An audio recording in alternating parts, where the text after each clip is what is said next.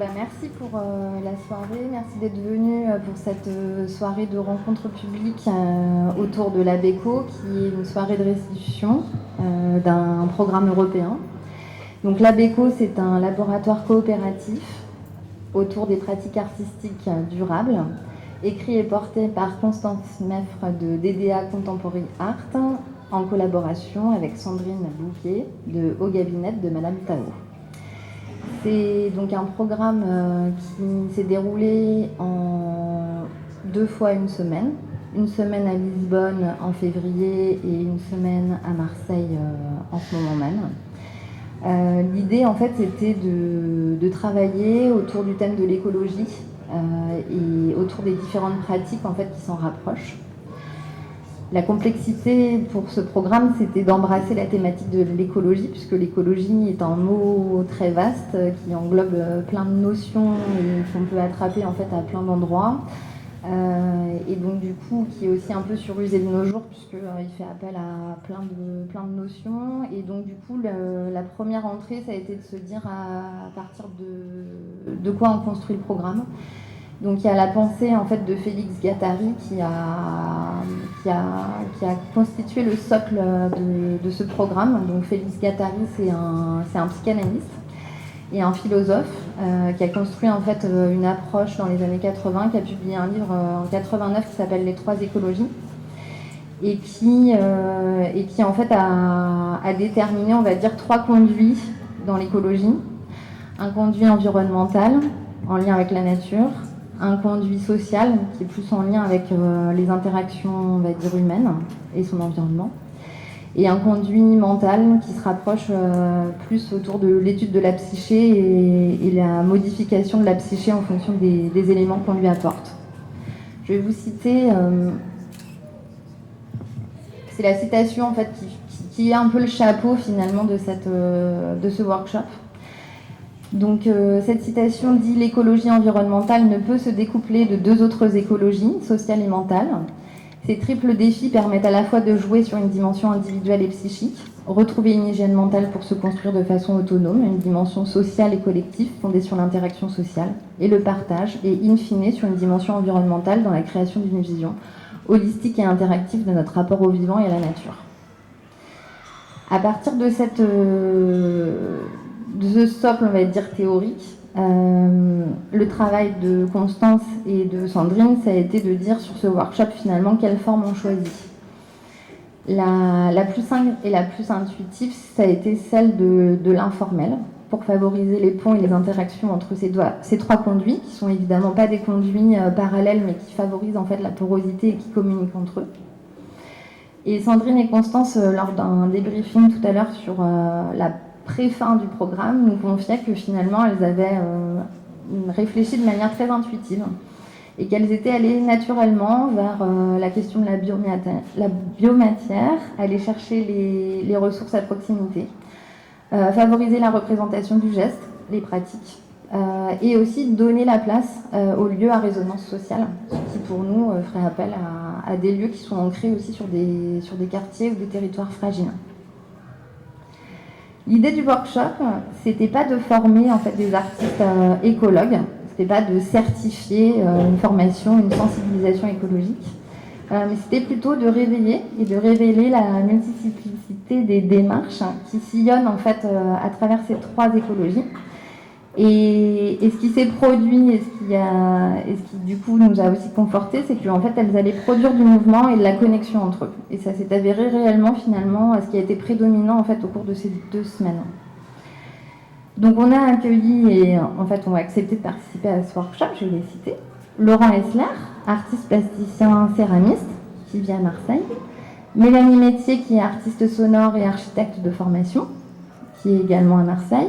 Aurore Pélisson, artiste artisane textile spécialisée dans la teinture végétale, qui vit du côté de Forcalquier et qui opère principalement en zone rurale. Et du côté donc, du Portugal, on a Rita Thomas, qui est artiste visuelle et co-directrice d'Osso, qui est un collectif et un lieu de rencontre artistique en zone rurale près de Lisbonne.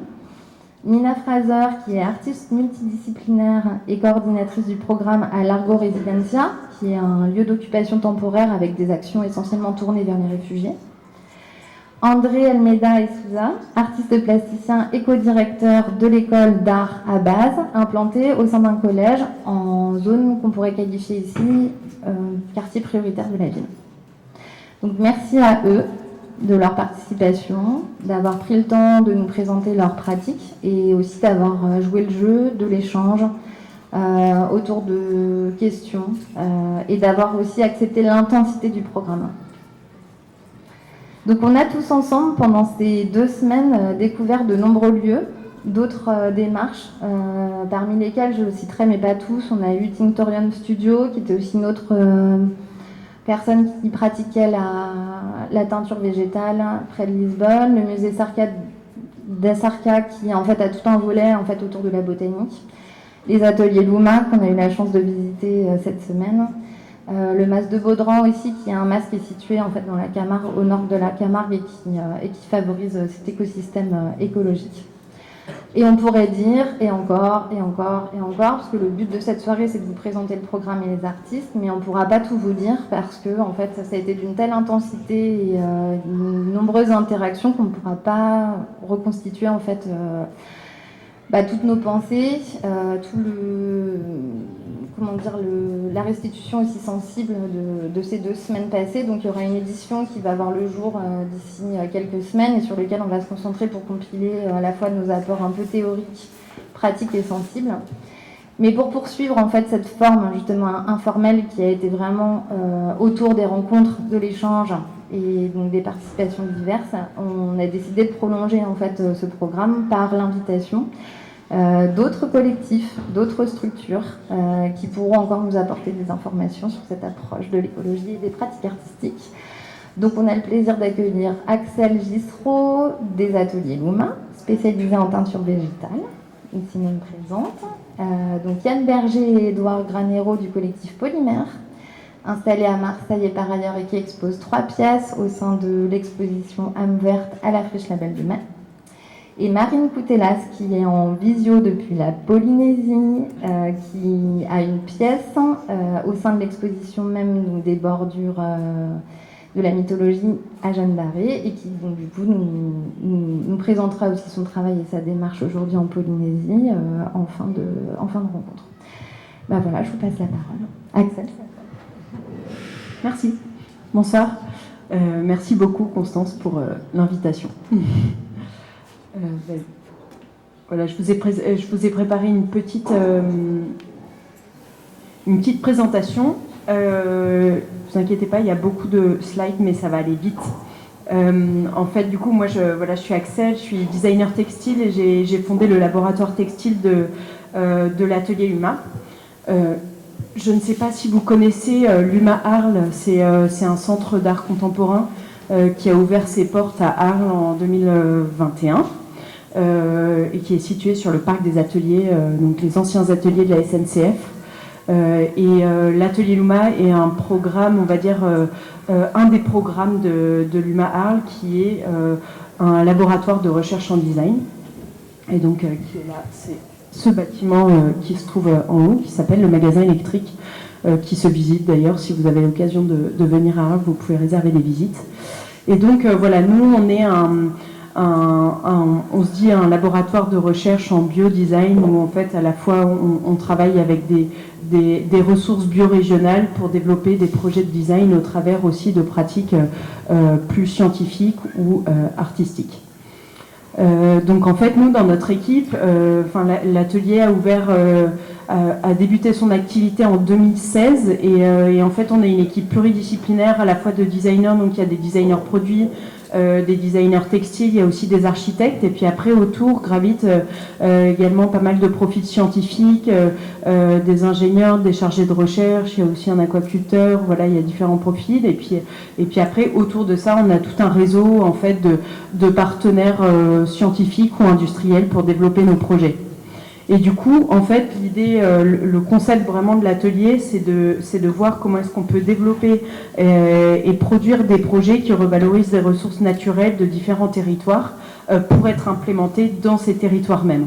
Donc en fait, on a une sorte de méthodologie de projet qu'on peut calquer en fait, et dupliquer à différentes échelles et sur différents territoires qui se décompose en 4 étapes.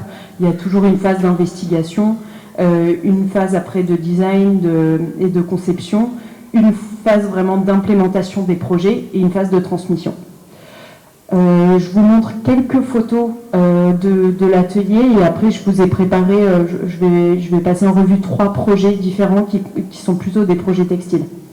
Donc voilà, le contexte de l'atelier, nous on est on a beaucoup de chance, on est dans un espace qui s'appelle le magasin électrique qui a été rénové, qui a fait l'objet d'un projet de rénovation, d'éco-rénovation, on va dire, à l'échelle d'un territoire. C'est-à-dire que toutes les ressources, ou la plupart des ressources qui ont été utilisées pour rénover l'atelier proviennent du territoire. Donc voilà, on a des espaces plutôt publics, notamment un espace d'exposition, et après on a des espaces d'atelier qui peuvent être, il y a un atelier de céramique, de bois, il y a une petite teinturerie, il y a un atelier métal, etc., qui permettent de prototyper des projets.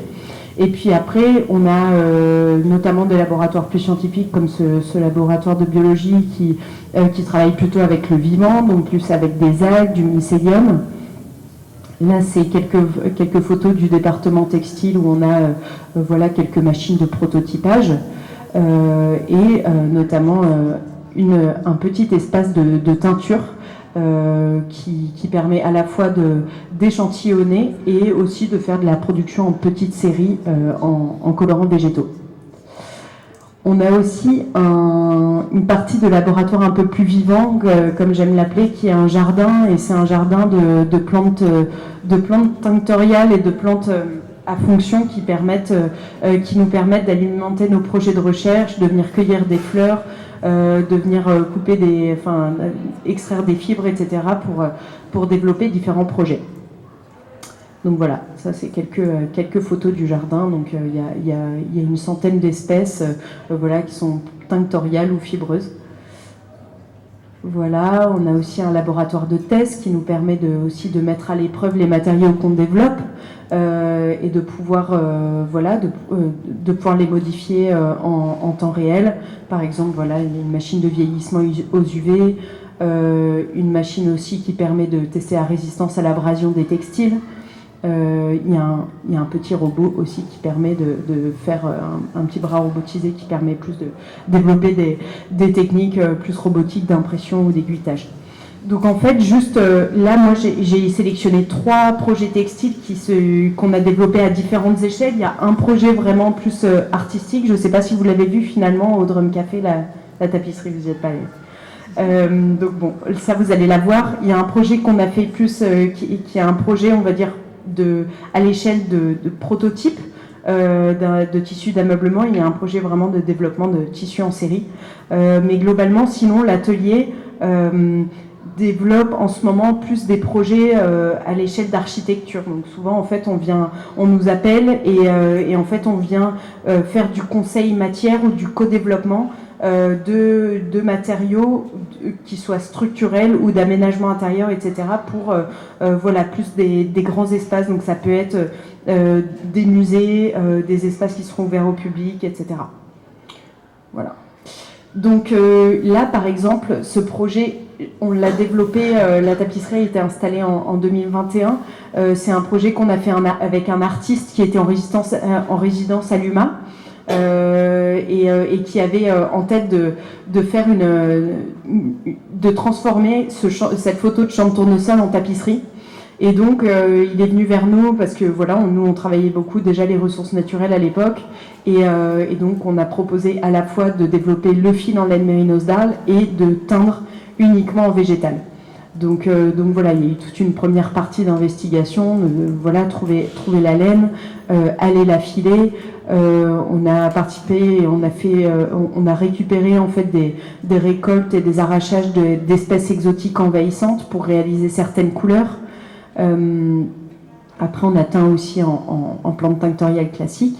Puis ici, là, vous voyez quelques photos de la réflexion autour de la gamme de couleurs à la manufacture Pinton à Felletin. Donc on est vraiment allé dans le bassin, on va dire, de la tapisserie en France. Et donc ensuite, il y a eu toute une partie après de teinture de cette tapisserie. Donc il y avait 72 teintes à trouver en végétal, uniquement en végétal, sur 100 kg de laine. Donc c'était vraiment des petits batchs d'1,5 kg à chaque fois. Donc voilà, où là, à la fois on a fait toute la recherche, mais en fait on était vraiment là pour la production parce que c'était pas forcément facilement réplicable par un teinturier qui travaille en colorant de synthèse. Donc voilà, ça c'est les photos des 72 teintes qui ont ensuite été transformées par des petits magiciens qui s'appellent des lissiers. Qui ont assemblé chaque teinte en 3 brins pour obtenir encore plus de teintes. Et qui ont tissé cette tapisserie pendant 11 mois à l'aide de 5 lissières et 5 lissiers pour développer cette super grande œuvre d'art qui est installée dans un café sur le parc des Ateliers. Voilà, donc ça c'est un peu un exemple de projet qui montre, on va dire, une espèce de connexion avec un artiste internationalement reconnu qui s'appelle Rekri Karavanija, qui est un artiste thaïlandais, et à la fois une connexion à un territoire qui était du coup plutôt en fait celui de Felletin, de ses teintureries, de ses filatures et de ses tapisseries évidemment, et voilà les connexions aussi à différentes ressources locales. Ensuite, une autre échelle de projet, je ne sais pas combien de temps il me reste. 2 heures. Ça va. Ok. Une autre échelle de projet, donc si vous allez une fois à Arles, oui, en fait ce que j'ai pas dit c'est que l'atelier existe depuis 2017 et en fait le premier commanditaire de l'atelier ça a été l'UMA en fait. Et l'UMA n'était pas encore ouvert au public ou avait différents besoins. Et donc venez passer commande à l'atelier en fait de tissus d'ameublement, de cette tapisserie, de plein de choses. Vous verrez aussi il y a beaucoup de matériaux qui sont plus structurants ou des revêtements muraux, etc. qui sont installés dans la tour. Et donc voilà, maintenant on a vraiment des clients externes. On travaille pour d'autres projets. On travaille quasiment plus trop en fait uniquement pour l'humain. Et donc là, pareil, c'est le même cas, en fait, une carte blanche qui a été donnée à cette fois-ci un designer qui s'appelle Martino Gamper. Et donc voilà, il y avait un espace qui s'appelle maintenant le Réfectoire, qui est un restaurant, et donc on a développé à la fois des tissus d'ameublement en feutre, des voiles d'ombrage et des moustiquaires. Et donc là, pareil, on part dans ce même processus où on se demande en fait comment est-ce qu'on pourrait faire ces tissus, avec quelle matière. Il se trouve qu'en fait on venait de terminer la tapisserie et qu'il y avait eu 20% de chute en fait de fibres courtes de la laine mérinos d'Arles qu'on avait filée. Et donc en fait j'ai récupéré ces 20% restants et en fait on en a fait du feutre dans une filature et on en a fait du fil pour les voiles d'ombrage. Et donc voilà, là c'est aussi un projet plutôt à l'échelle du prototype, plus en série cette fois-ci, mais où on a vraiment participé à la production, parce qu'en fait c'était un petit peu, vous allez voir, il y avait besoin de la main aussi de l'artiste et du designer Martino pour certaines phases. Donc voilà, là on teint par exemple en indigo de la laine de brebis brigasque cette fois-ci pour des voiles d'ombrage. Là on a teint de la bourdelaine en garance pour faire les tissus d'ameublement, pour le feutre. Et donc voilà, on utilisait, on aime en fait souvent aller dans les industries et vraiment voir les machines, travailler dessus, essayer de réinventer en fait des façons dont on peut utiliser l'outil industriel existant qui parfois produit toujours les mêmes qualités depuis 60 ans. Et donc là on a aimé insérer différentes couleurs dans la carde et voir si ça fonctionnait, si ça pouvait donner des nouvelles esthétiques et des nouveaux imaginaires un peu pour le feutre. Donc voilà, après on a travaillé avec un atelier qui s'appelle les Ateliers La Bruyère à Saugues pour feutrer, et donc on a produit ces tissus d'ameublement et des moustiquaires en parallèle aussi. Ça c'est le tufting des voiles d'ombrage, sous forme plutôt d'atelier assez coopératif, voilà, où chacun dessinait un peu ses motifs. Les banquettes du réfectoire ont été garnies en paille de riz et en laine. Et voilà, ça a donné ce projet-là, qui est encore en place à l'atelier, au réfectoire. Et donc voilà, ça vous donne encore une autre échelle de projet et ça vous donne à voir un peu la méthodologie qui peut se répliquer. Donc voilà pour celui-ci. Et évidemment, il y avait d'autres projets. Là, je vous parlais exclusivement du textile, mais il y avait d'autres matériaux qui ont été installés. Il y avait, voilà, là, typiquement des panneaux à partir de coquilles de moule. Il y a eu du bioplastique, des éléments en bioplastique réalisés pour les tables et les chaises. Il y avait des lampes aussi, des lampes tressées, notamment en plantes invasives, en paille de riz, etc. Donc voilà, ça c'est quelques photos du décor. Et après, je voudrais vous parler d'un autre projet qui, cette fois-ci, voilà, fait plus l'objet d'un projet de mise en production plus industrielle, où en fait, on avait besoin de développer des tissus d'ameublement pour des assises, pour tous les bureaux de la Fondation. Et donc là, voilà, on est passé par toute une recherche couleur, à la fois avec des plantes invasives, des coproduits agricoles, des plantes tinctoriales, à faire beaucoup d'essais sur différentes fibres aussi pour voir voilà, quelles étaient les différences de tonalité et de nuances qu'on pouvait obtenir. Donc voilà, par exemple ici, avec une seule même ressource colorante qui est la garance, et avec différents procédés de teinture et différentes fibres, on obtient, et différentes constructions textiles, on obtient une variété de tonalités et d'effets. Pareil pour le Reseda, par exemple. Et donc voilà, là, pour le coup, ça a été teint. Ici, c'était les essais, mais après, ça a vraiment été teint. Les tissus ont été teints en conditions industrielles.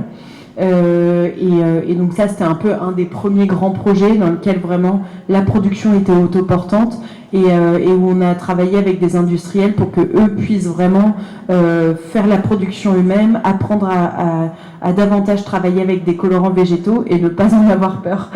Donc voilà, c'est des tissus en laine mérinos d'Arles, ces colorants, le Reseda et la garance. Donc voilà, et donc ça après, ça a donné naissance en fait à après plein d'autres projets qui sont d'autres projets de tissus d'ameublement. Par exemple là, voilà, on a développé des fils à façon avec des laines de pays non revalorisées aujourd'hui en France et assez boudées, comme la noire du Velay, la blanche du Massif central. Et donc on a en filature développé des fils dégradés qui permettent d'obtenir des effets particuliers au moment du tissage. Voilà, donc ça on a travaillé pour un designer typiquement. Et en 2023, on a développé aussi une collection textile qui est un peu une sorte de collection témoin de ce qui peut se faire en qualité textile à l'échelle d'une biorégion. Et donc depuis la création de cette collection témoin, là on a vraiment développé 2 ou 3 autres projets partenariaux de collaboration vraiment pour des développements de collections, pour des éditeurs, etc. Donc voilà, c'est un peu, ça c'est, on va dire, des projets implémentés. Donc voilà, maintenant qui sont pour la plupart réalisés vraiment en industrie, où on accompagne les industriels, comme je vous le disais. Mais il y a aussi, voilà, certains projets selon leur échelle, demandent à pouvoir, enfin, peuvent être faits avec des artisans. Par exemple ici, Sandrine Rosier et ses cubes au pastel. Voilà, qui nous ont permis de teindre de façon inégale des écheveaux. Voilà, je pense qu'il faut que je m'arrête là. J'avais préparé d'autres petits slides sur des projets en cours, mais voilà, en fait, on a aussi des projets de recherche au long cours sur le papier, par exemple, et à quel point est-ce que des ressources régionales peuvent permettre d'obtenir différentes qualités de papier, que ce soit pour l'impression, pour le moulage, pour faire du fil papier, etc. Il y a d'autres projets en cours sur la laine. Enfin voilà, l'idée, c'est vraiment de développer cette méthodologie, et puis après de voir, en effet, on les implémente dans des projets, mais après il y a aussi des moments aussi de workshop avec différents publics, etc., qui permettent aussi de partager un petit peu la méthodologie. Voilà. Merci Axel.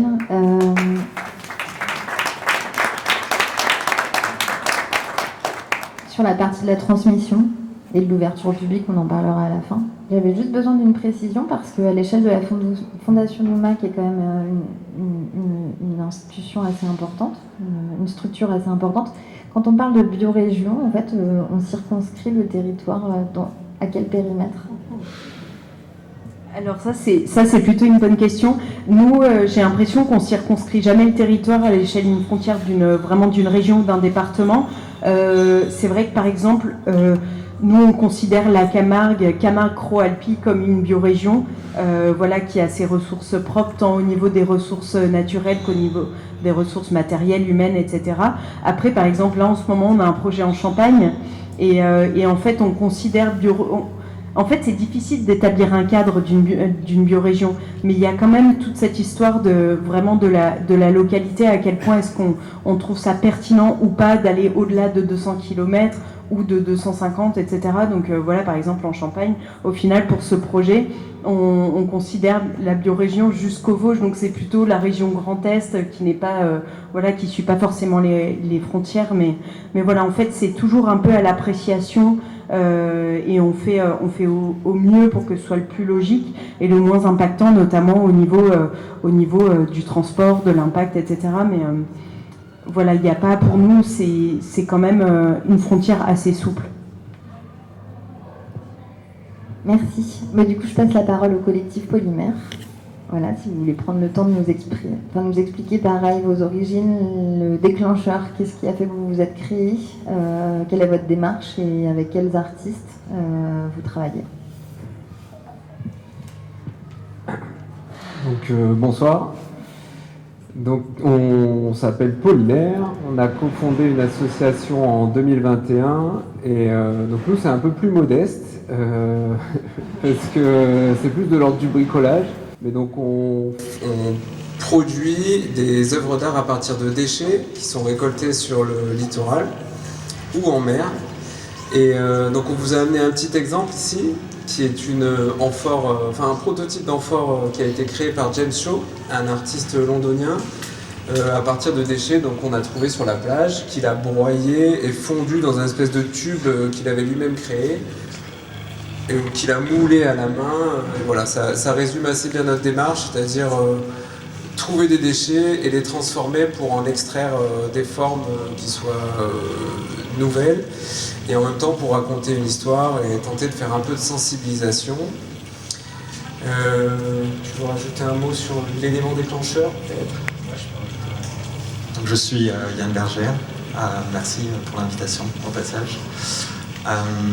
Nous en fait on a grandi dans le sud, et en fait le point de départ c'est un constat sur nos plages qui étaient en fait envahies de plastique.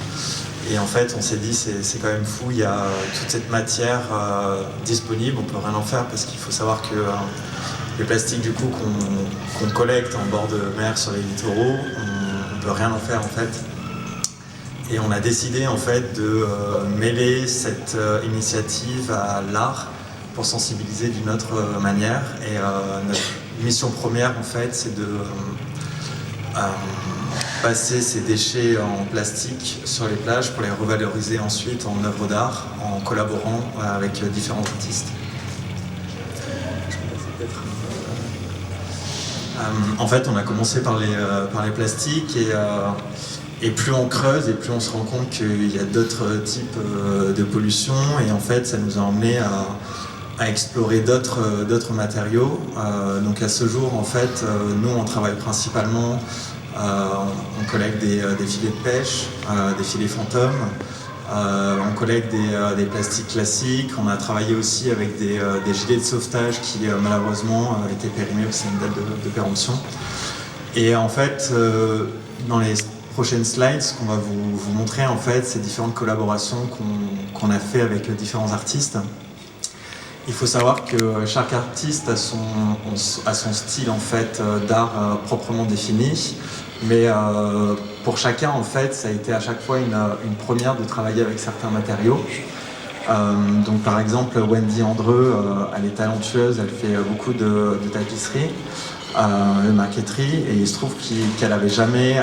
Elle manipule très bien tout ce qui est le textile, mais elle n'avait jamais travaillé avec des filets de pêche. Et en fait, c'est suite à une initiative, on a découvert au large de la Ceuta un filet de pêche en fait qui avait envahi un corail blanc, si je me souviens bien. Noir, c'est un corail noir, qui est blanc en fait, c'est pour ça que je me suis fait avoir. Donc on l'a remonté avec toute une équipe de plongeurs qui s'appelle le collectif Gangui. Ils sont situés à la Ceuta, Et à la suite de ça, on a décidé de remettre ces filets de pêche à l'artiste Wendy Andreu. Donc elle est basée sur Paris, mais on lui a offert l'opportunité de s'installer sur Marseille et faire une résidence à nos côtés.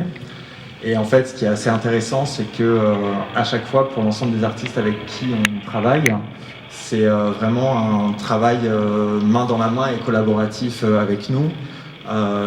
Et en fait, l'œuvre d'art se crée et on ne sait pas en fait à quoi ça va ressembler. Parfois, ça peut créer des erreurs, mais au final, qui deviennent magnifiques et il y a une vraie histoire à raconter. Donc voilà, avec Wendy Andreu, on a créé une dizaine de tapisseries qui ont été exposées notamment à la friche Belle de Mai. J'ai juste un petit point sur la marqueterie, parce qu'elle a passé plus de 500 heures à découper les petits bouts de filet, et elle les a disposés de telle manière à ce que ça reproduise, bon, on voit pas très bien sur la photo, mais ça peut évoquer la posidonie ou les courants marins, et on trouvait ça intéressant qu'elle se réapproprie ce rebut, ce déchet, pour en extraire un sens poétique, un côté un peu hypnotique. Et voilà, donc il y a toujours cette démarche de vouloir raconter des choses nouvelles. Et notamment avec... donc ça, c'est une histoire un peu marrante, parce que Marion Flamand, c'est une artiste qui travaille beaucoup le verre, et on voulait collaborer avec elle, mais elle nous disait, moi, le plastique, ça m'intéresse pas vraiment. Et un jour, par hasard, j'étais sur la plage aux Épluchures, à Marseille, qui est une plage particulièrement sale et polluée, et en regardant dans le sable, je vois qu'il y avait beaucoup de débris de phares. Et en fait, c'est en aval de casse de voitures, et donc il y avait plein de petits bouts de phare. Et donc je lui ai envoyé une photo en lui disant qu'est-ce que t'en penses. Elle m'a dit je vais faire des vitraux avec. Donc c'était improbable, mais du coup on s'est lancé là-dedans. On a commencé à les ramasser. Bon, finalement on a complété avec des phares qu'on a trouvés vraiment dans des casses. Et on est allé à Aix dans une association qui s'appelle Sauvage, où eux ils recyclent pareil de manière artisanale, et on a fait fondre ces bouts de phare pour qu'elles créent ensuite, je sais plus comment elle appelait ça, mais des espèces de vitraux bougeoirs, voilà. Et on trouvait ça super intéressant Elle avait cette requête de vraiment travailler avec la transparence et de détourner cette matière qui sont les phares de bagnole. Voilà, toujours pareil, avec pour idée de prendre un détail et tirer un peu le fil vers quelque chose d'un peu plus poétique. On continue. Thomas Mailänder, lui, il a récolté, il a ramassé des petits déchets qu'il a trouvés. Donc il y a des tickets de grade-grade, des photos de famille auxquelles se mélangent des Legos. Tout ça a été moulé dans des plaques de contenants alimentaires. Et là, moi, ce que je trouvais particulièrement intéressant, c'est qu'il a mis sur le même plan de la matière qui avait différentes charges symboliques et émotionnelles. Par exemple, une photo d'archives de famille, on peut considérer que ça a une charge émotionnelle et symbolique assez forte, parce que c'est des ancêtres ou des gens auxquels on tient. Les tickets de garde-garde, j'imaginais que c'est un bout de papier qui contenait beaucoup d'espoir, et en même temps il a mis ça en parallèle avec des mégots qui sont des objets complètement c'est du consommable, quoi. Donc voilà, je trouvais ça intéressant qu'il y ait sur le même plan différentes charges émotionnelles, et que ça résume aussi nos vies, c'est-à-dire une suite de déchets qui, la plupart de nos actes génèrent des déchets, et incessamment, et je trouvais ça cool de cristalliser ces déchets et de figer cet instant et de faire de cette matière qui est censée être anodine quelque chose de précieux, et voilà, rendre en fait au plastique une espèce de noblesse qui n'a pas lieu d'être, mais en fait, pour un peu, en fait, ce serait une manière de sortir de l'usage infini de cette matière, quoi. Voilà, en gros. Il y a cet esprit de fossiliser un peu des instants de vie, et en fait, nous, à travers cette œuvre, ce qu'on aime bien, c'est en fait un simple geste qui paraît anodin pour des personnes. En fait, ça a des conséquences énormes par la suite sur l'environnement. Et ça, d'habitude, c'est vrai que lorsque la matière qu'on utilise, les personnes sont interpellées de savoir l'origine en fait de la source de provenance de ces déchets. Mais là, justement, on a voulu apporter ce côté fossilisation justement de notre consommation. Un projet qu'on a adoré faire, et c'était il y a 2 ans, à la Friche Belle de Mer, qui s'appelle le Museo Aerosolar. Donc on a créé pas mal d'œuvres qu'on a exposées, mais nous ce qu'on aime bien aussi c'est de faire intervenir les publics à co-créer ensemble. Donc en parallèle d'une exposition qui a duré 3 ou 4 mois, en fait on a invité les visiteurs à venir avec des sacs en plastique qu'ils avaient chez eux. Et on a organisé un petit atelier, donc c'était super intéressant. On avait à la fois des grands-parents et des petits-enfants et tout ça qui venaient avec leurs petits sacs plastiques. Et l'idée en fait c'était de concevoir une sorte de montgolfière à partir de déchets de ces sacs plastiques. Et en fait c'est pas vraiment une montgolfière, c'est plutôt comment on appelle, une sorte de sphère dans laquelle les gens pouvait rentrer justement et explorer en fait l'intérieur de cette sphère. Il faut quand même préciser que c'est une œuvre de Thomas Saraceno, qui est un artiste argentin, et en fait, comment ? Tout à fait, qui révèle l'anthropocène, et donc lui il a inventé tout un concept qui s'appelle l'aérocène, et donc ça résonnait particulièrement avec l'expo qu'on faisait à la Friche qui s'appelait Plasticocène, et qui dénonçait l'empreinte du plastique sur notre monde. Et en fait quand on les a appelés, on leur a demandé s'ils pouvaient nous expliquer, et il y a tout un processus bien rodé où on a fait des petits Skype, où on disait il faut faire des carrés d'1 mètre par 1 mètre, ensuite il faut les assembler de telle ou telle manière. La seule condition, c'était que ce soit participatif et exposé gratuitement, voilà, pour tout le monde.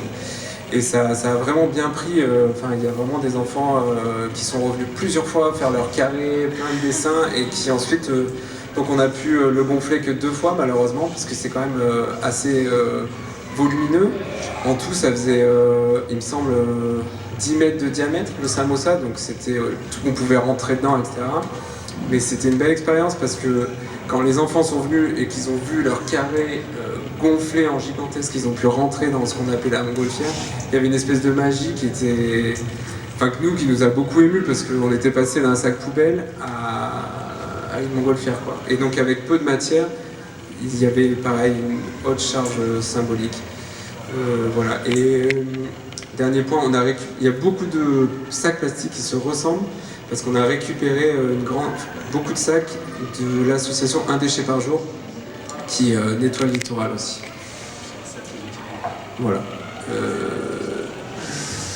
Un aperçu de quelques œuvres qu'on a créées depuis 2021. Donc on a travaillé avec un artiste qui s'appelle Ego Studio. Ensuite il y a James Shaw, Wendy, et sculpture de Ego à nouveau. Ensuite Colline Le Canvan, et pour finir Southwest Studio, Jordan Joylin et Atelier Laissez Passer. Juste un petit point sur lui, il travaille beaucoup avec le béton. À la base, il travaillait énormément avec le ciment et le béton, et il n'était pas particulièrement motivé pour bosser avec le plastique. Mais finalement, il s'y est fait et il a créé, c'est une des œuvres qu'il a exposées à la Friche aujourd'hui, il a créé un rendu proche du cristal avec des bouteilles de plastique, et on a trouvé ça incroyable. Et on trouvait aussi ça bien que ça résonne avec le béton qui, pareil, est une matière très commune dans le monde et qui a un impact environnemental énorme comme le plastique. Et tous les deux en faire une œuvre assez précieuse, on trouvait ça un joli pied de nez, quoi. Voilà. Très bien.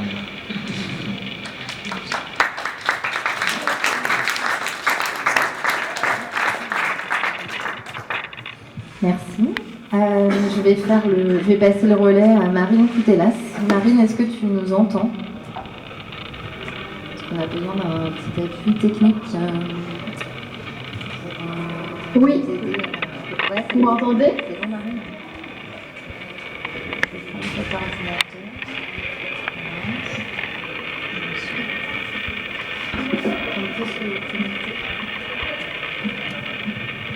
Vous m'entendez bien, Mélanie? Alors on t'entend, mais pour l'instant on ne te voit pas, enfin tout le monde ne te voit pas.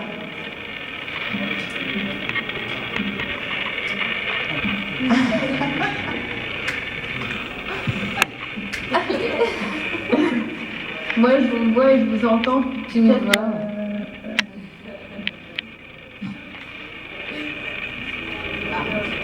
Voilà. Ouh, c'est beau. Attends.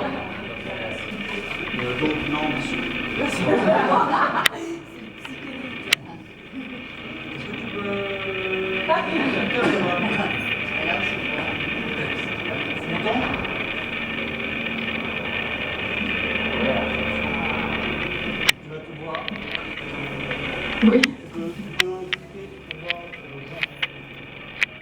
Oui, je vois tout le monde. Vous m'entendez bien, c'est bon? On t'entend, Marine, tu peux démarrer.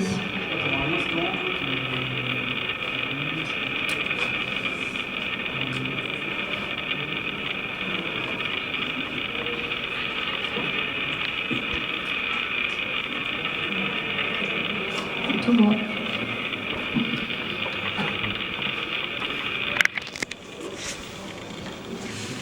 Donc pour rappel, Marine, elle expose une pièce, une sculpture. Si tu veux prendre le relais, Marine, tu nous entends? Oh. Oui, tout C'est est bon bon pour toi? Nous on Le son et t'entend, l'image? c'est tout bon. Ok, allez. Enchantée, merci beaucoup Constance de me convier à ce moment, même en distanciel. Peut-être, du coup je sais pas trop par quoi commencer, mais on va commencer par les plantes, pour après présenter la pièce qui est près de vous là. En gros, comment dire, moi ça me semblait bizarre d'être sur Terre et comme de pas connaître mes grands-parents dans un sens. Enfin, qu'est-ce qui a fait que l'environnement de la planète elle est propice à l'arrivée des êtres humains? Et du coup, ça commence quand même principalement par la présence des plantes. Et du coup, j'ai commencé par m'occuper d'elles pendant un certain temps. Et en fait, comment dire,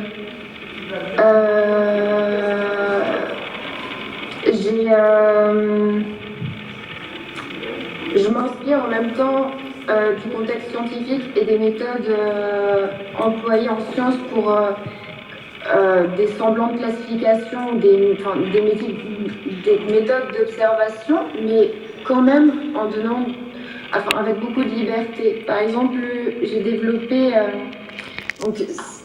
l'atelier il a été installé pendant 2 ans au sein du bâtiment de recherche du Jardin botanique de Bruxelles. Ça a vraiment boosté ce travail sur la morphologie des plantes.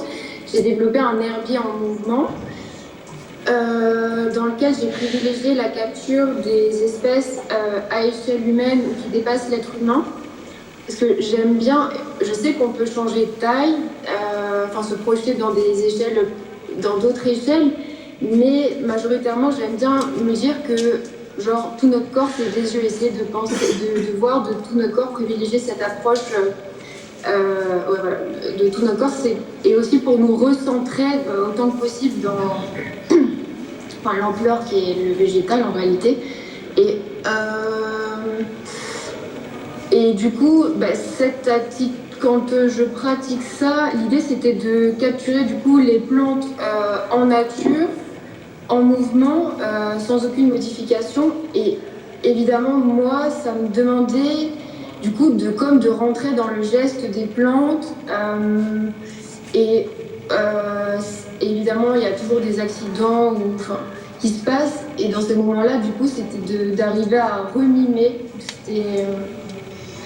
Mais en réalité, même si j'essaye qu'il reste comme un précipité, qu'il nous reste quelque chose de cette expérience du moulage sur nature, ce Ce qui est la richesse, c'est le temps passé avec la plante. Et ça, c'est la base de mes ateliers auprès des enfants. Du coup, j'en reparlerai tout à l'heure. Et par exemple, aussi, ça m'intéresse d'être extrêmement exigeante et précise quand je fais ça. Moi, je m'empêche d'inventer. Enfin, j'essaie juste de rendre compte du mouvement des végétaux. Mais du coup, en décalant, parce que du coup, après, les sculptures, elles sont montrées dans d'autres cadres et dans d'autres matières, en plâtre ou en céramique. Et par exemple, la première fois que j'avais montré, c'était l'arbre du voyageur, Ravenella madagascariensis, et la Bunera manicata, la rhubarbe géante, à des enfants. Ils m'ont dit quelque chose, je ne m'y attendais pas. Ils ne croyaient pas. En fait, parce que du coup, la rhubarbe géante, c'était 2,20 m la capture, je crois, son diamètre. Et la palme de Ravenella, c'était 2,60 m. Et en fait, le fait de transférer dans une autre matière, ça fait voir à nouveau. C'est ça que je cherche aussi, de réactiver les yeux, de ne pas s'habituer. Et c'est tout simple de dire ça, mais quand tu transfères dans une autre matière ou dans un autre lieu, ça renouvelle et ça fait voir de nouveau. Et pour les enfants, c'était pas possible, des échelles comme ça, et c'était rigolo.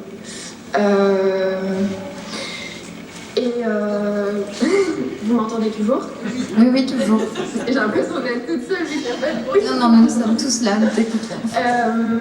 Et voilà, toutes les plantes étudiées par le moulage en sculpture, j'ai aussi réalisé des comparaisons des structures internes en réalisant des lames pour encore essayer d'avoir un autre point de vue. Ça, c'est quand j'étais aussi au jardin botanique, j'ai essayé de détourner les outils que j'avais à disposition là-bas pour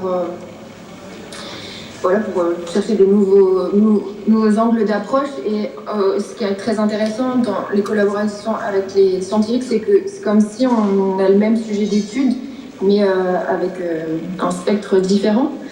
Donc c'est pour ça que j'aime bien traîner dans les pattes des scientifiques, c'est parce que pour qu'on se pose des questions ensemble, en fait, parce que je trouve que c'est ce qu'il y a de plus riche, et aussi provoquer le hasard, parce que du coup, en général, quand je choisis un terrain, parce que j'aime bien descendre dans les strates, et même au niveau géologique, et par exemple, si je choisis un nouveau sujet d'étude, ou par exemple une plage où je vais étudier les coraux, les espèces de poissons et tout, je préfère choisir un spot, et j'y vais tous les jours à différentes heures, et parce qu'en fait à chaque fois c'est différent.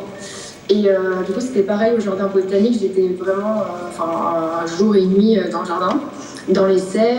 Et par exemple, une petite anecdote, c'était un jour à l'heure du thé, tout le monde prenait le thé à 16h, tous les scientifiques, et donc moi j'étais en train de faire les lames pour observer les structures internes et pour essayer de comprendre en fait par hasard si les comportements que les plantes elles avaient eu pendant leur moulage, ça pouvait s'expliquer à des échelles plus basses.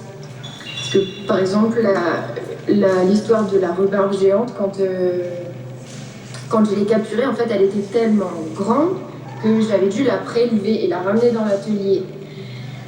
Et du coup, le premier jour, à un moment donné, j'ai dû m'arrêter le soir parce que je ne pouvais pas faire tout en une fois. Donc, on parle quand même du coup d'une capture de 2,20 m par 1,75 m, je crois. Et donc, l'ensemble de la plante avait été capté. Et moi, je me suis dit, quand même, la plante, elle est coupée, le plâtre, ça chauffe. Je pense que le lendemain... ça va sûrement faire un peu une salade cuite, ou comme quand j'avais fait la première fois la rhubarbe, je sais pas mourir. Et en fait, pas du tout. Le lendemain, le moule craquait. Donc la plante prélevée, elle était en train de casser un moule quand même assez conséquent. Et c'est ce genre d'histoire que j'ai commencé aussi à écrire, parce qu'on peut pas, on n'a pas idée quand on voit les modèles et la plante, cette puissance. je sais pas si vous avez déjà été à côté d'une Gunera, mais en gros, on dirait que les dinosaures, ils vont arriver. Alors, la rhubarbe, c'est toi qui es au-dessus d'elle, mais la Gunera vallicata, c'est toi la fourmi, et il y a quelque chose de... Tu sens que c'est un ancêtre... Enfin, c'est... Et voilà, et je sais plus pourquoi je disais ça. Ah oui. L'heure du thé, du coup, avec les scientifiques, j'étais en train de faire ça. Et il y en a un mycologue, du coup, il n'avait pas un microscope à disposition, il avait comme un méga zoom, comme un télescope, mais du mini. Et il me dit, tu devrais venir tester mon appareil. Et du coup, comme ça, en 2 secondes, j'ai dû choisir une plante rapidement. Et du coup, je choisis l'Anthurium crystallinum, que c'est une plante, en fait, d'un velours super mat, absorbant, vert, traversé par des lignes de cristal. En fait, tu vois les bulles d'eau à l'œil nu. Et un jour, donc hyper mat, un jour, au coucher du soleil à Bruxelles, j'ai vu le coucher de soleil se refléter dans la plante. Elle devenait miroir, donc elle devenait orange. Et ça, personne ne savait m'expliquer pourquoi. Et du coup, j'ai dit, allez, Anthurium. Donc on prélève, et c'était vraiment passionnant. C'était dingue parce que eux, en fait, ils émettaient des hypothèses, mais ils ne savaient pas parce qu'ils ne l'avaient jamais observé pour ces raisons-là. Et du coup, ils disaient oui, ça doit être des poils qui reflètent. En gros, ils ne savaient pas. Et du coup, on avait un petit échantillon prélevé, et là, on a compris. C'était vraiment une sensation magique. C'était comme regarder dans l'univers, quoi, de faire un focus sur une planète, je sais pas. Et du coup, on est descendu à l'échelle des cellules et on voyait en direct la dessiccation, les cellules se vider de leur eau, alors qu'à l'œil nu, on voyait rien. C'est juste, on zoomait tellement fort que on avait accès à ça, et du coup la mise au point, elle était permanente. C'est-à-dire qu'à l'œil nu, rien bougeait, mais on était tellement dans des bases d'échelle qu'il y avait une mise au point permanente à faire. Ça, c'était vraiment impressionnant. Tu voyais la plante, le mouvement de la plante vraiment en temps réel. Et du coup, on a vu que c'était des successions de petits tubes d'eau, la surface. Et du coup, il y a des fractions de la lumière dans chaque petit tube. C'est pour ce genre d'histoire et de contact, je sais pas comment dire, que j'essaye beaucoup de me mêler au cadre scientifique, parce que... Mais du coup, il faut que ça soit un peu quotidien, parce qu'il faut de l'inattendu, il faut des trébuchements, des accidents, ou des rencontres dans les couloirs. Et du coup, c'est pareil en Polynésie, c'est le même cadre que je suis en train de développer. Et pour finir avec les plantes, du coup, le Phoenix dactylifera qui est près de vous, en gros, c'était au jardin botanique à Bruxelles en 2022. Ils étaient en train de restaurer toute la serre méditerranéenne, et il y avait ce dattier qui trônait, vraiment magnifique, dans la serre, et la seule info sur son passeport, c'est arrivé en 58 du Congo. Et en fait, il ne pouvait pas être déplacé parce qu'il avait vraiment une fêlure dans le stipe, le tronc du palmier. Et voilà, donc en gros, il allait à la poubelle. Et moi, je me suis dit, mais c'est pas possible. Déjà, pour plusieurs raisons, en fait, il y avait des raisons botaniques qui m'interpellaient avec cette espèce. Ça fait partie du coup des espèces de palmiers qui sont hors cadre et en gros pas pratiques à classifier dans l'herbier. Parce que l'herbier, je crois que c'est 40 par 60.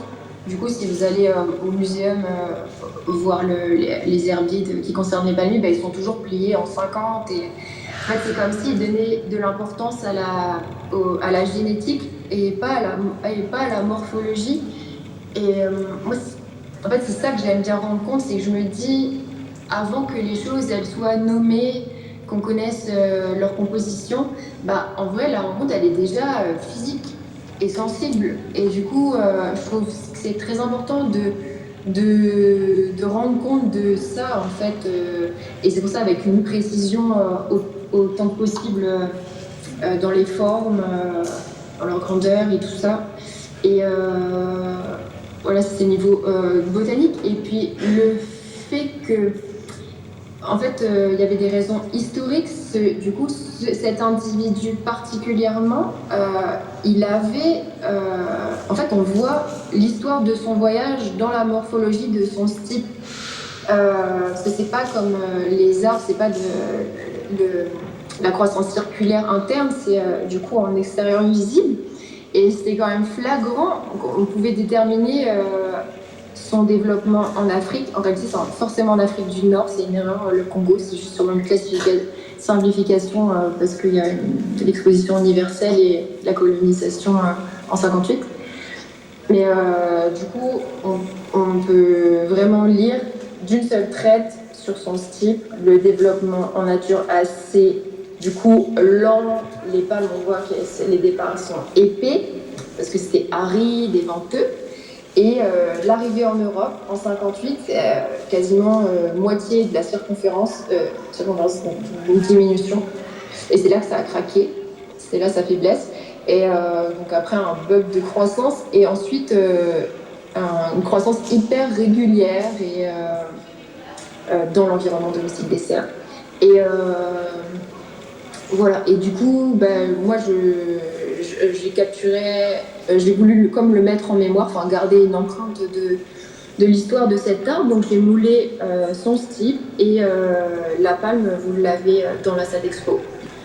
Et la seule technique, parce que comme je vous disais, j'aime bien essayer de capter le volume, mais en fait c'est des palmes tellement comme pochoir en fait, avec un relief, très peu de relief et beaucoup de finesse par contre dans la finition.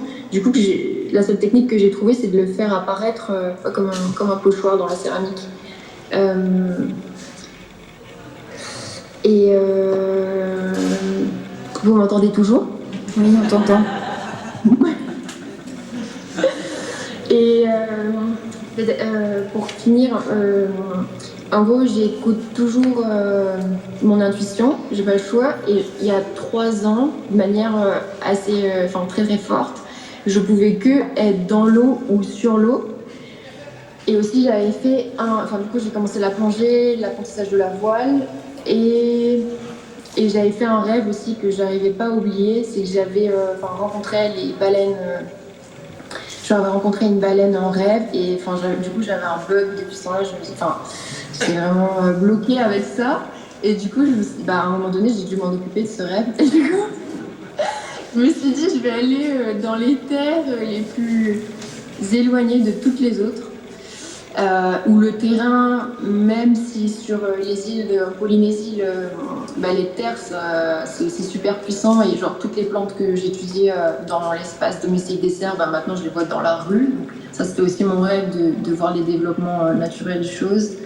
Mais même si sur terre c'est extraordinaire, en vrai le terrain ici c'est l'eau et le regard il se porte sur l'océan et j'avais vraiment besoin de passer à ce stade de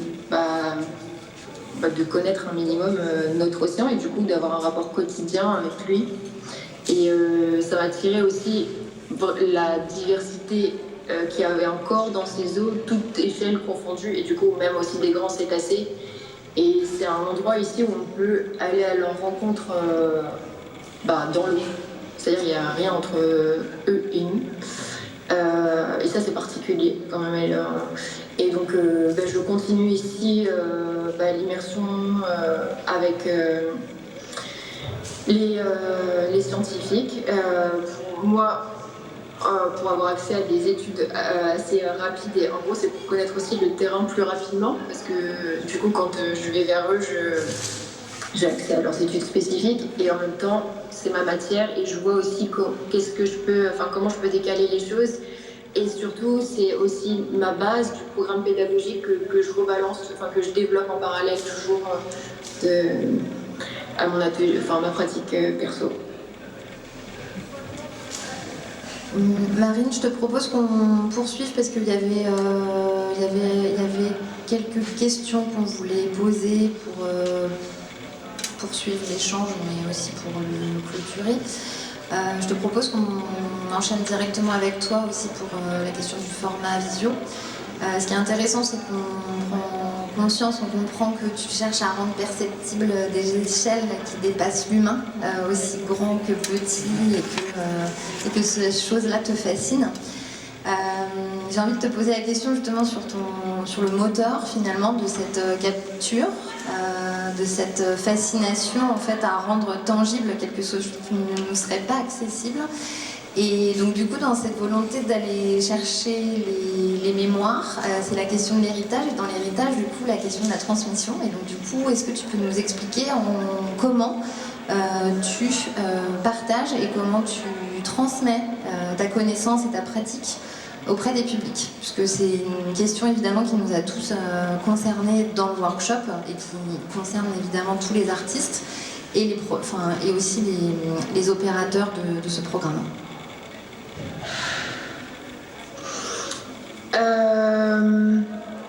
Ça, en tout cas, la transmission, c'est présent, ça a toujours été présent.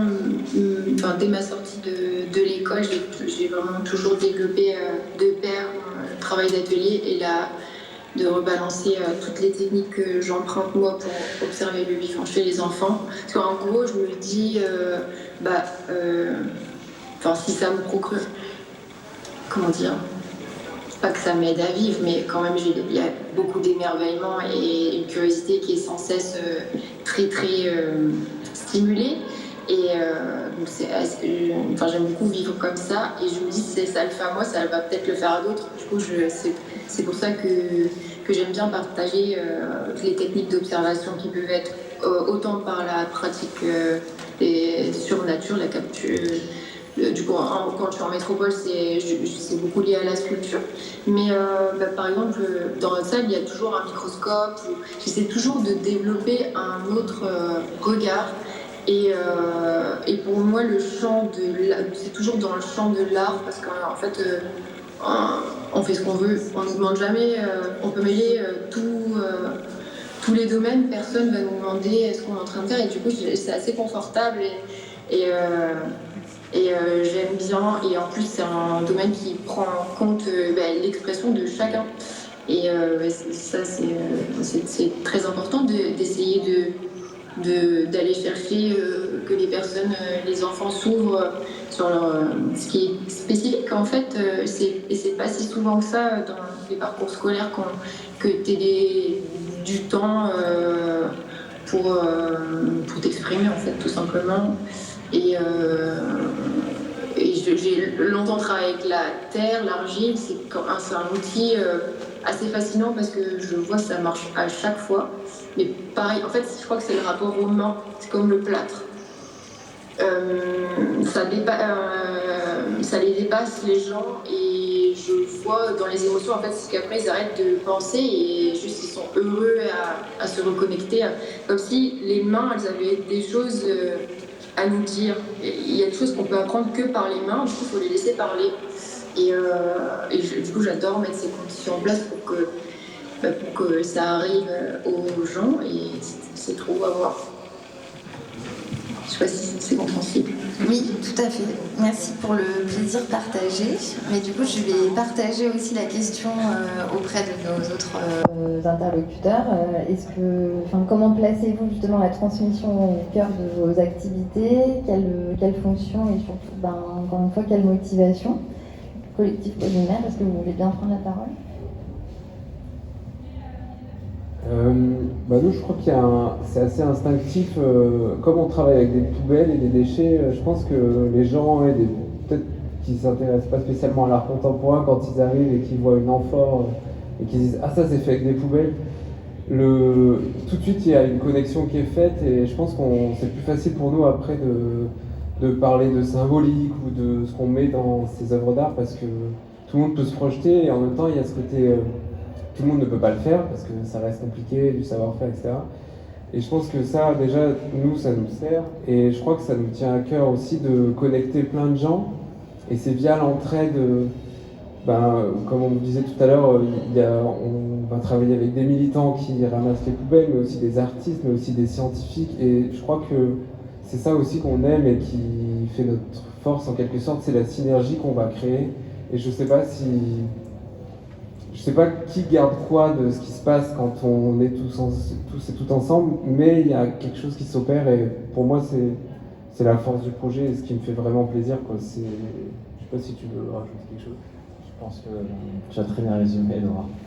Non, il y a aussi cette faculté aussi de concevoir des œuvres d'art avec les artistes. Et moi, ce que je dis souvent, c'est que j'aime bien le fait que cette œuvre devient aussi une sorte de médium, voire un relais, un totem, justement, pour mettre en avant justement la cause qu'on supporte. Et je trouve ça fou, en fait, qu'à travers des objets qu'on va concevoir, ils ont un rôle aussi de messager et de transmettre pour de génération en génération. C'est vraiment des choses qu'on veut vraiment faire et même les gens qui, du coup, par la suite achètent nos œuvres, ce qu'on aime aussi, c'est le fait de créer un nouveau profil de collectionneurs qui, eux aussi, s'ils ont une de nos œuvres dans leur salon, vont servir de relais lorsqu'ils vont recevoir, par exemple, des invités lors d'un dîner ou quoi que ce soit. Cette œuvre, elle aura encore un rôle de sensibilisation, en fait. Et c'est vraiment ça qu'on aime dans la transmission aussi.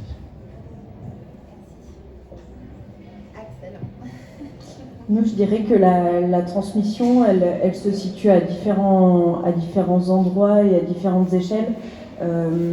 Dans les projets en tant que tels, notamment par exemple dans la partie de production, etc., c'est vrai que puisqu'il y a toujours, comme vous avez vu, une sorte de réadaptation, de réactivation de savoir-faire avec les industriels, et ben en fait on retransmet ce savoir-faire ancestral, par exemple de la teinture végétale, ou voilà, donc il y a vraiment toujours un peu un moment de partage des protocoles et de compréhension un peu aussi de ce patrimoine et de cet héritage culturel avec des industriels qui ne la connaissent pas forcément. Et puis après, il y a plus aussi des moments Enfin, la transmission, pour moi, elle se fait aussi, bien évidemment, par le fait que, bien que l'UMA soit une institution privée, c'est quand même, voilà, il y a des espaces les espaces sont ouverts au public, il y a des formes de médiation et de visite qui permettent de montrer les matériaux qu'on a mis en place, les projets, etc., qui permettent d'expliquer, des formats qui permettent d'expliquer, voilà, toute la méthodologie, le processus, la revalorisation des ressources, etc. On participe aussi à des expositions ou à des publications, mais c'est vrai qu'hier on en parlait avec Aurore et aujourd'hui nous c'est vrai qu'on se dit atelier de recherche et pour autant en fait, on fait tous un peu de la recherche à l'atelier, mais on a tous plutôt des profils de designers et en fait il n'y a pas de profil qui peut réellement participer à des rédactions d'articles scientifiques qui peuvent être publiés en fait dans le domaine du public. Et même si, bon, parfois, par exemple, on participe à des publications dans des magazines, etc.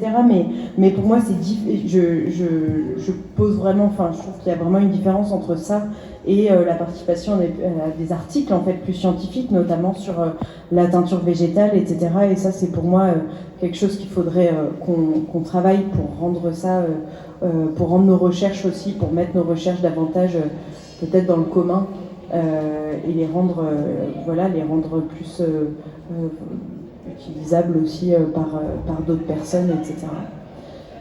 Voilà, mais en tous les cas, côté transmission, l'atelier est ouvert au public, voilà, vous pouvez le visiter, tout ça pour mieux comprendre aussi nos projets et ce qu'on fait. Et puis après, à l'UMA, c'est vrai qu'il y a tout un programme pédagogique aussi avec des personnes qui organisent des ateliers pour les scolaires, des ateliers parents-enfants, etc. Voilà. Bon, merci. En tout cas, on a bien entendu la revendication de l'accessibilité des ressources et des documentations qui sont créées, que ce soit par l'expérience sensible ou justement tout le volet à la fois du beau, du plaisir et de la sensibilisation. Moi, j'avais envie de conclure pour faire le lien en fait avec ce qui nous a été beaucoup dit, beaucoup redit, beaucoup retransmis, en tout cas pendant le workshop, mais qui s'est avéré aussi hyper partagé avec les personnes qu'on a rencontrées tout le long de ces 2 semaines. C'est qu'en fait, on a rassemblé des personnes qui n'étaient pas vouées en fait à se rencontrer au départ, qui l'auraient peut-être pas fait, en tout cas pas spontanément, pas de leur propre démarche. Et même qui ne seraient pas forcément sentis légitimes en fait sur la thématique de l'écologie, pas forcément quelque chose dans lequel ils pourraient se revendiquer puisque l'écologie encore une fois étant très large. Mais ce qu'on a créé en fait, c'est aller piocher des démarches qui pouvaient être en marge, éloignées, etc. Et en fait, dans le texte d'intention de Caïs, pardon, je n'arrive vraiment pas à imprimer, c'est qu'en fait, dans son texte d'intention, il nous dit les marges sont faites pour rencontrer les marges. Et j'ai la sensation ce soir que en fait, c'est ce qu'on a fait pendant ce workshop. Et aussi un workshop qui s'est bien enraciné, en tout cas sur nos territoires, et qui les ont fait dialoguer. Donc voilà, je pense que c'est un sentiment partagé et c'est l'objet de ramifications qui sont à encourager et probablement à encourager justement sur cette forme de l'informel, c'est-à-dire de se sentir libre, légitime en fait d'aller et d'écouter son intuition et d'aller vers aussi ce qu'on ne connaît pas toujours. Voilà, donc merci pour cette rencontre, merci pour votre attention. La soirée se poursuit. Vous pouvez voir quelques pièces qui ont été faites aussi collectivement pendant ce workshop. Donc il y a une cuisson primitive qui est en cours et qui est en continu par justement Laurent Hessler à partir de fétiches qui ont été faits par l'ensemble du collectif en démarrage de semaine. Il y a Mélanie Métier qui est artiste sonore qui laisse en libre diffusion aussi à la demande des enregistrements qu'on a pu faire aux îles du Frioul. Elle a capté en fait des sons qu'on a produits nous-mêmes, mais aussi la captation d'environnement sonore.